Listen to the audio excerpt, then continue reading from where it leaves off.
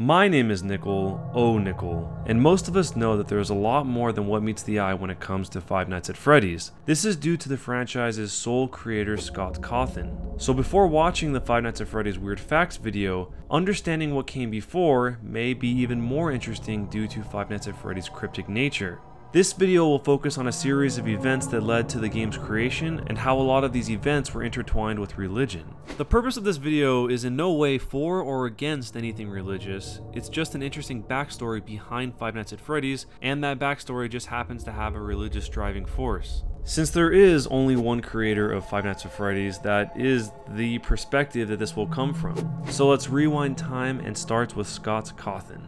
At the age of 13, Scott's mother bought him a program called Click and Play. Click and Play is a 16-bit Windows game development application for beginners. He said that he has been making games ever since this point. If you weren't aware, Scott has lived his life as a devout Christian, even describing it as, quote, "My relationship with God through the years has been absolutely essential." He spent 12 years creating Christian movies and then Christian video games, despite none of those endeavors being commercial successes.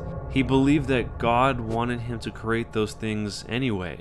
One of the games that he created was called The Desolate Hope, which was the follow-up to The Desolate Room. The Desolate Hope was criticized for having a pro-life and anti-abortion message at the game's ending that was speculated to be based on Scott's religious beliefs. Scott said that the purpose of the message shouldn't have extended beyond reading it the way that it was without any afterthought. The message has since been removed in order to prevent continued misinterpretation. The Christian projects that were all financial failures made him feel like he had wasted years of his life with nothing in return. He thought that maybe instead he could have gone back to college or anything else but the Christian projects that never took off. He said that due to this, he felt disillusioned and frustrated with God, as if he had a broken heart, which ultimately landed him in a deep depression. The magnitude of his so-called failures led him to only have one of two conclusions. One, either God didn't exist, or two, God hated him and decided to purposely hold him down. Scott jumped careers several times, from computer programming to web design and even to truck driving. And as a side note, he wasn't the only truck driver that made it big. Before hitting any big breaks in the film industry, James Cameron was also a truck driver. The sequence of events that led to everything changing for Scott started with him telling his doctor that he thought of killing himself. Because of this, his doctor informed his insurance company, who rather than helping him, decided to cancel his life insurance policy. In that moment, Scott realized that not only did his life have no value, but even his death had no value now, since his life insurance was cancelled. He described this as the first time he ever felt truly as though he went before God with nothing, completely naked, and asked for God to use him for something, anything. After this, Scott was drawn back into games once again, but instead of making a Christian game, he opted for a horror game.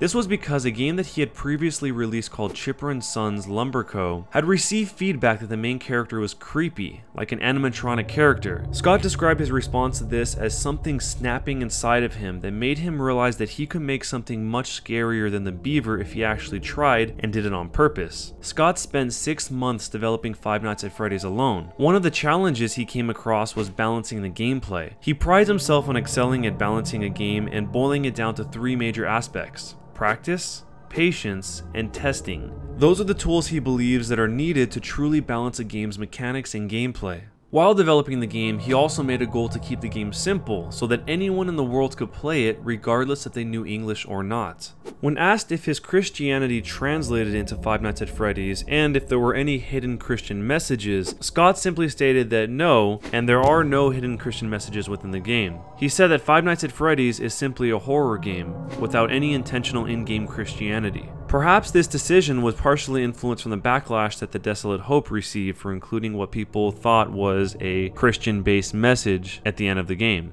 So when you break it all down, Scott says that the game itself has no Christian meaning, but seems to entirely base the reason for the game's existence on his faith.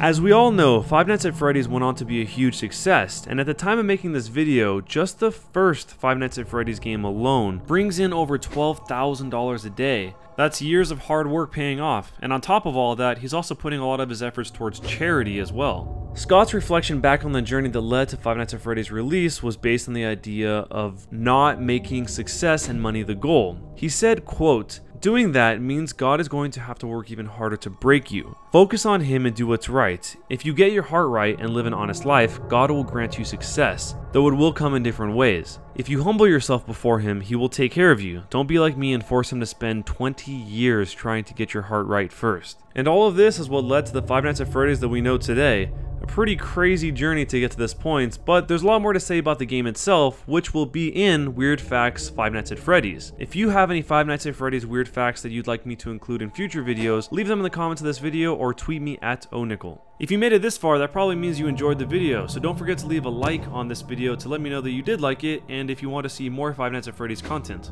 Don't forget to check out Weird Facts Grand Theft Auto and Weird Facts Call of Duty. Regardless if you're a mobile or PC, you can directly reach all of these videos by hitting the I button in the corner of the screen and then selecting the video you want to go to. You don't even have to go find links or go to the channel page. You can do it directly all through that little I button. Thanks a ton for watching, guys, and I will see you next time.